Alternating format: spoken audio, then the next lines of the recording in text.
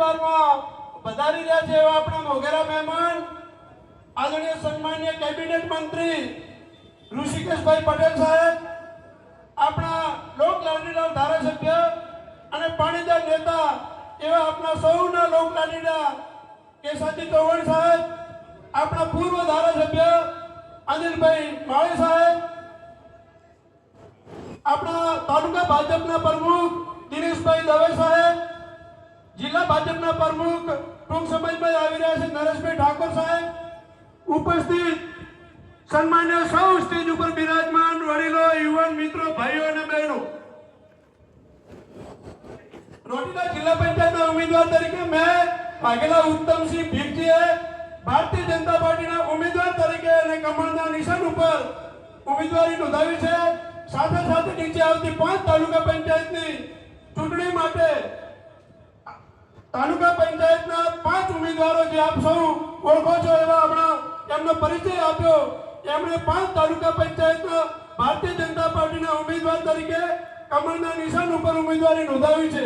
તો આપ સૌને વિનંતી કરું કે આપ 26 તારીખે સવારના 6 વાગ્યાથી 5 વાગ્યા સુધીમાં ખૂબ મોટી સંખ્યામાં મતદાન કરી અને અમને તાલુકા પંચાયતના 5 ઉમેદવાર અને જિલ્લા પંચાયતના ઉમેદવાર તરીકે મને વિજય બનાવો એવી આપ સૌને વિનંતી કરું છું, આપ સૌને અરજ કરું છું। દીવદર તાલુકા પંચાયતના સદસ્ય તરીકે 10 વર્ષ સુધી અને તાલુકા પંચાયતના પ્રમુખ તરીકે 2 ટર્મ સુધી આપ સૌની સેવા કરવાનો મોકો મળ્યો। આ વિસ્તારની 10 વર્ષ સુધી અલગ અલગ પ્રકારે આદરણીય ધારાસભ્ય સાહેબ શ્રી અને ગુજરાતની અંદર ભારતીય જનતા પાર્ટીની સરકારના માર્ગદર્શન હેઠળ જે પણ વિકાસના કાર્યો હતા એ આપના સુધી પહોંચાડવાના પ્રયત્નો કર્યા છે। સાથે સાથે આ વિસ્તાર માટે જે કંઈ કામ કરવાના હશે એ ભારતીય જનતા પાર્ટીની સરકાર અને ભૂપેન્દ્રભાઈ પટેલની સરકાર આદરણીય નરેન્દ્રભાઈ મોદીની સરકાર કરશે। ગુજરાતની અંદર 10 વર્ષ સુધી હજુ સુધી એવું લાગતું નથી કે ભારતીય જનતા પાર્ટીની સરકાર ગુજરાતની અંદરથી જાય। ગુજરાતમાં ભારતીય જનતા પાર્ટીની સરકાર રહેવાની છે અને રહેવાની છે।